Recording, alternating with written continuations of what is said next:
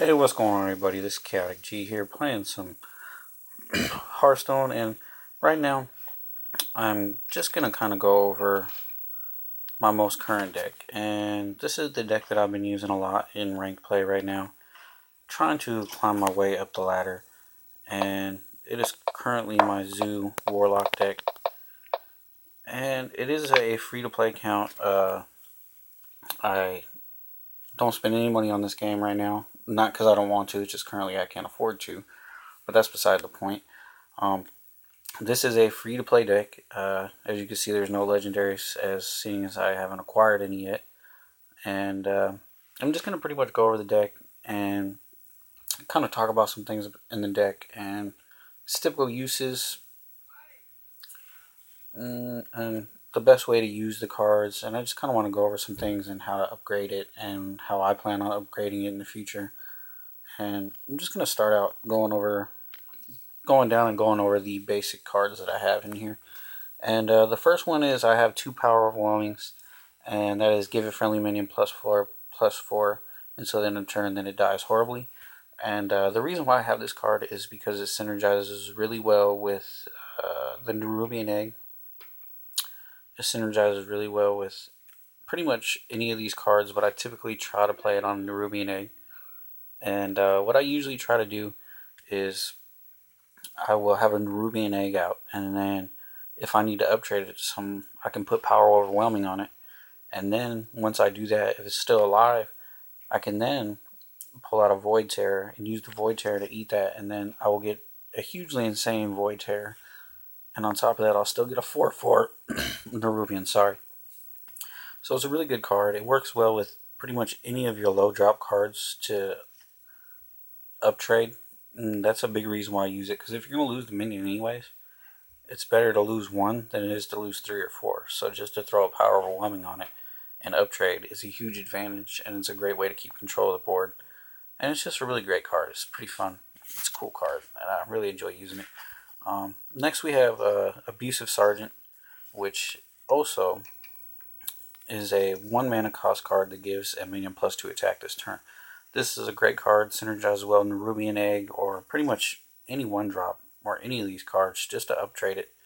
I mean, let's say you got a 3/4 Spider Tank, and all you have out on the board is Haunted Creeper.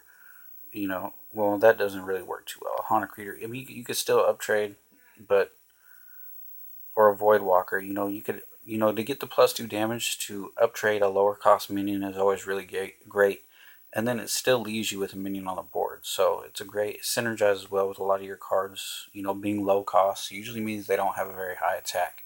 So very good card for that. Next, we have the Flame Imp, which is a pretty good 1-drop for your Warlock Zoo deck. 1-drops are really good because you want to try to flood the board as best as possible, and also try to maintain control. So having a high attack 1-drop, I mean, the downside is it does deal 3 damage to you, which sometimes, like if you draw it in the late game and you're low on health, you kind of really don't want to play this card. But overall, it's just a really good 1-drop, and it works really well in this deck to try to get out as many minions as you can. Next up, we have the Void Walker. Void Walker is a very good 1-drop, seeing as it has Taunt. You can protect your Knife Jugglers, you can protect your other cards that you want to keep alive to maybe uptrade to another in the future. So, very good card, low mana cost, and it looks awesome when it's gold, so that's pretty cool. Next, we have Direwolf Alpha, which is another really good card to synergize as well with Nerubian Egg. It works well with pretty much your whole deck. Adding 1 damage, a great way to uptrade low cost minions for their higher cost minions.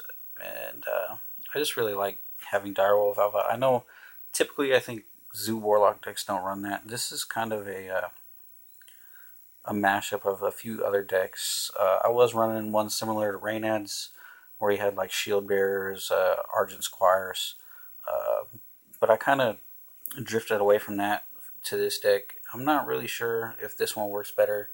I always used to have Scarlet Crusaders, but I took those out. Probably mainly because I ended up getting Nerubian Egg, and Haunted Creeper. Those are really good cards for the Zoo Warlock deck, and they synergize well with a lot of other cards. But Direwolf Alpha, it's a great card. Great way to buff two of your minions, get a little bit of extra attack, and I think it's a must for any free to play Zoo Warlock deck. It's a cheap card and it allows you to uptrade, and it works really well. Next, we have Haunted Creeper, which is a very good card. One that I really didn't like at first, but all the synergies that seem to come about with Haunted Creeper, which, when it dies, you just summon two 1/1 Spectral Spiders. So that can work really well with a lot of things. That can work really well with your Knife Juggler. If you already have a Haunted Creeper and you plan on trading it anyways, and you have a Knife Juggler in your hand, you throw the Knife Juggler down, you're automatically going to get two pings from that. So it works really well with that. You can actually make some pretty good plays, and I think it works really well. This deck is all about cards that synergize well with each other to take out larger minions to pretty much progress yourself to the end game. Because in the end game, chances are you have a better chance of surviving with being able to life tap. You're pretty much always gonna have more cards than your opponent in the late game. So it's kind of necessary to uptrade and make them waste their cards. That's a key point about this deck. At least that's how I play it. Before I kind of played it as just going face, and that didn't really seem to work out too well. So you really just want to try to trade. And so Haunted Creeper, great card. You can get that from the first wing of Naxxramas. I highly recommend playing through Naxxramas. I haven't even made it all the way through Naxxramas. I've only played the first wing so far, seeing as how I've, it's a free to play account, and it's kind of hard to get enough gold to unlock those. But next we have Ironbeak Owl, which, of course, I only have one of those because, well, I really just use this if I'm trying to attack face and I just want to silence a taunt, or just silence something annoying. This is a great card for that. It's low cost. It still puts a body on the board, which is always nice. You could always throw this down, silence something else. Next turn, you can buff it with one of your other cards and maybe uptrade it. So it's a great card. I think it's kind of required to have a silence in every deck. I think every deck should at least carry one silence. And then next we have the Knife Juggler, which I'm sure everybody's familiar with the Knife Juggler. Great card. A lot of fun to use. So the Knife Juggler. After you summon a minion, deal 1 damage to a random enemy. This card synergizes well with a lot of cards in this deck. Harvest Golem, when that dies, you can throw, it'll throw a knife because it's going to spawn the damage golem. Works well with Implosion. You can get up to 4 pings with Implosion. Works really well. What else? Haunted Creeper, I already said that, Haunted Creeper, you attack someone with your Haunted Creeper, you spawn 2 1/1 spiders. That works really well with your Knife Juggler. A lot of good combinations, synergize well with Nerubian Egg. When your Nerubian Egg destroyed, you spawn your 4/4 Nerubian, you get a ping off that. So a lot of good synergies. Right, next we have the Nerubian Egg, which I've already talked about a little bit, but it's a great card. Nobody really ever attacks it because they don't want to spawn the 4/4. So you always kind of got a body on the board that you can possibly trade with something else. With your other cards that can give it a buff, like your Abusive Sergeant, Power Whamming, Dark Iron Dwarf, Void Terror. You could throw down the Void Terror, eat it, get 2 health for your Void Terror, and then you spawn a 4/4 Nerubian. So it synergizes well with a lot of these other cards. So very good, very important card of this deck. Learning how to use it properly is takes a little bit of a curve because you don't always just want to throw it down. Sometimes you might want to wait. Like if you feel like they're going to do a board clear, like Consecrate, maybe throw this down, and then next turn they Consecrate. You're going to get a 4/4 no matter what, or a Flame Strike or anything like that. That's good. A good card to play if you anticipate that they're going to do something like that. That way you will always have something on the board, which is very important for a Zoo Warlock, is to always have something on the board. Next is Harvest Golem. Everybody probably knows this card. Great card. 2/3, Death Rattle, summon a 2/1 damage golem. I mean, hard to kill, sticky minion. Can't complain about that. It's a great card. Pretty much required in this deck.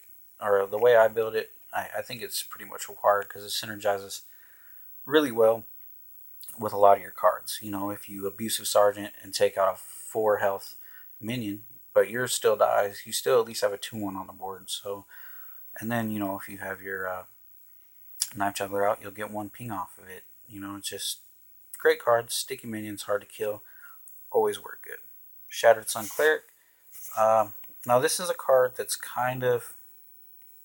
it's a good card. It's nice to be able to buff your minions. Sometimes you can buff them up to get that trade and still keep a minion alive, which is always nice. And plus it still gives you a 3/2. I typically like to use it to either buff Nerubian Egg, buff Flame Imp. You can really buff anything, but this card's kind of just a placeholder right now. I really have it because it does synergize well with a few of my other cards. It's nice to buff them up a little bit to maybe just keep that 1 minion on the board. But I'm probably going to end up replacing that with Imp Gang Boss in the near future whenever I unlock it finally. Imp Gang Boss and Void Terror are going to be 2 cards that are going to be coming to this deck whenever I can. Or not Void Terror, but Void Caller. Next we have Void Terror, and I've talked about this card a little bit as well. And the good thing about this card, and I never really liked it before because I always kind of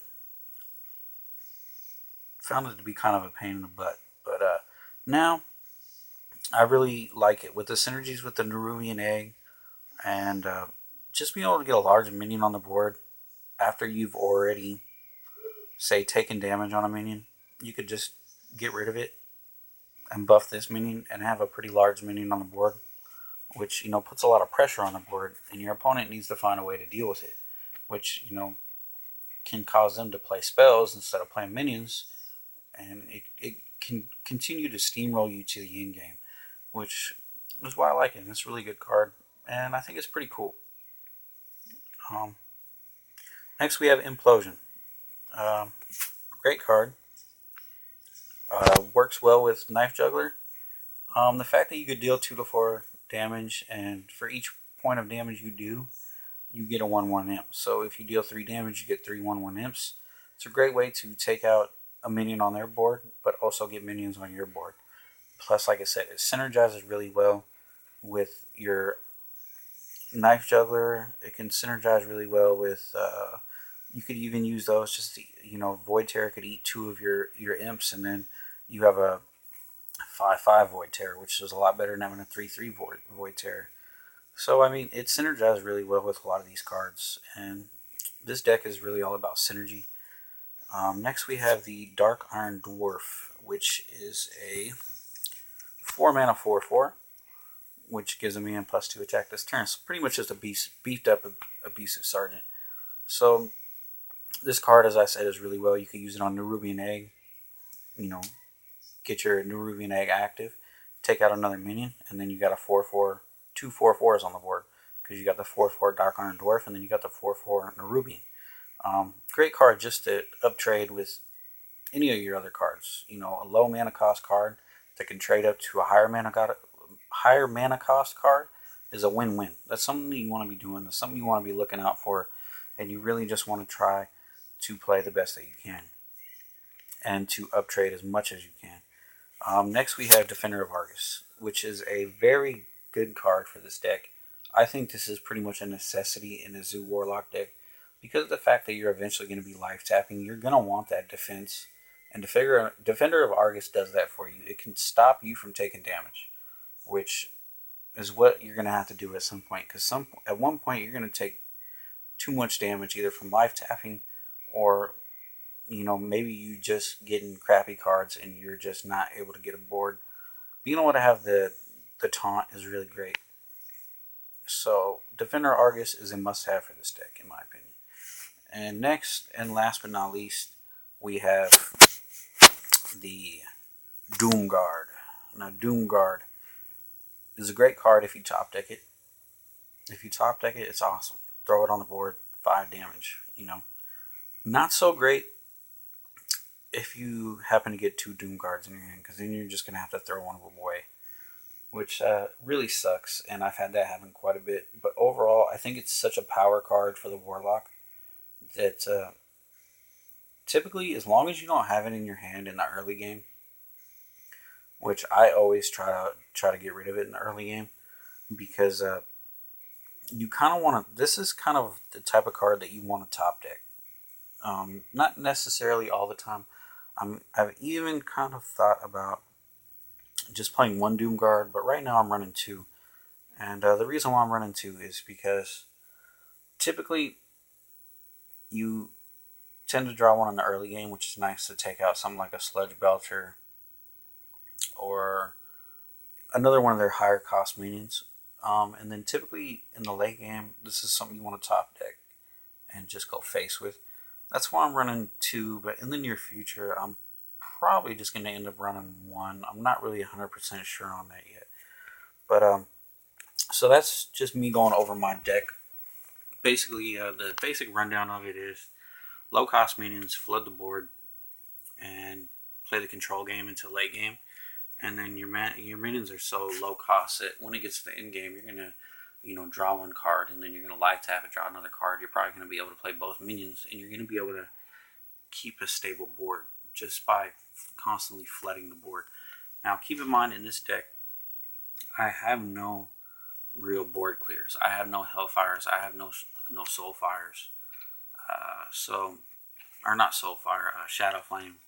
So typically that can be a problem sometimes, seeing as Hellfire is. These are both really good cards, and I might put one of them in eventually, because I have run into problems where your opponent just gets too far ahead, and if you have no board clear, it's really hard to come back. But overall, I like the way that it's set up now. I do know there is 2 cards that I do plan on implementing in this deck in the future. At least easier cards to get than legendaries. And that, like I said, is going to be the Void Collar, because that synergizes well with some of your demons. And also, I'm going to end up putting in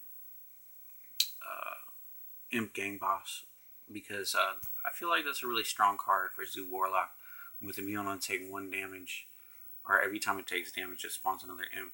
And with other cards in here that can synergize well with that, the Demon Fire is a really good card. Deal 2 damage to a minion. That could be something that could synergize well with that. But I mean, overall, keep in mind, this is a free-to-play account. This is a free-to-play Zoo Warlock. This is like pretty much as budget as you can get it. Most of these cards you can unlock just from leveling up your Warlock. A few of them you have to unlock from just like Nerubian Egg and Haunted Creeper. All you got to do is play the first wing of Naxxramas. So those are pretty easy to unlock. And all the rest of them are really cheap. They don't take much dust. So it's a really cheap deck, and it seems to work really well. I made it as far as rank 10 and ranked with this deck so far. So that's also something to keep in mind. And really, this video isn't necessarily a guide. It's just I wanted to go over my deck. It's a deck I'm pretty proud of, and I've been having a lot of fun using it. And I just wanted to share it. And hopefully, some of you guys out there try it out. And maybe, you can post in the comments if you do try it out. And maybe if you have any suggestions to make the deck better. Now, really, you could always add whatever you really want to this deck. I mean, you could always put in Dr. Boom or any of those legendaries you want. But right now, seeing as I have none of those, and this is a good deck to compete with those decks. At least I feel like it is. But if you enjoyed this video, be sure to hit the thumbs up button and subscribe to my channel. And thank you for watching. This is Kaoticg, and I'm out. Peace.